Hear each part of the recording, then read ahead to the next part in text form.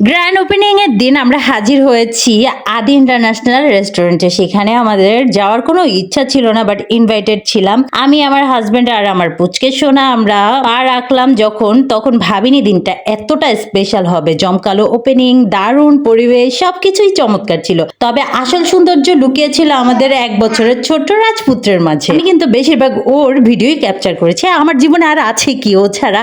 হলুদ গেঞ্জি পরে বাবার কোলে চড়ে ও যে কি মিষ্টি হাসি দিচ্ছিল, টেবিলের উপরে বসে খেলা করছিল, আনন্দ করছিল। ওর আনন্দ দেখেই মানে আমার আনন্দ লাগছিল। আর আমাদের এই কারণে আড্ডাটা জমে উঠেছিল। ওকে নিয়েই আমরা আড্ডা দেই সবসময়। এখন আগে তো বিভিন্ন কথা বলতাম, বাট এখন খুব একটা বলি না। এরপর রেস্টুরেন্টের গাছপালা ঘেরা সুন্দর ছাদ দেখে মনটা একেবারে জুড়িয়ে গেছে। বাচ্চাকে আমি দিয়েছি, যাও খেলো, কেউ তেমন ছিল না উপরে, যে কারণে ওকে খেলতে দিয়েছিল। ওর ক্লান্ত বাবুকে যখন ওর বাবা ভালোবেসে মিল্কশেক খাওয়াচ্ছিল, তখন বাবা ছেলের বন্ডিংটা কিন্তু দেখে চোখ জুড়িয়ে যাচ্ছিল। কিন্তু আমি ওকে বারবার মানে এই ঠান্ডা মিল্কশেকটা দিতে বারণ করছিলাম। এটার কারণে ওর অবশ্য পরবর্তীতে হালকা একটু জ্বরও আসছে। যাই হোক, একদিনের জ্বর ঠিক হয়ে গেছিল, যেহেতু ভিডিওটা অনেক আগের।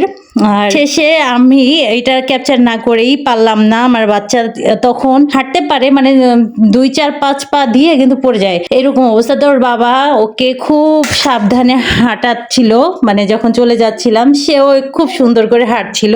এটা বাবার জীবনের সবচেয়ে বড় সার্থকতা, বাবার হাত ধরে ছেলে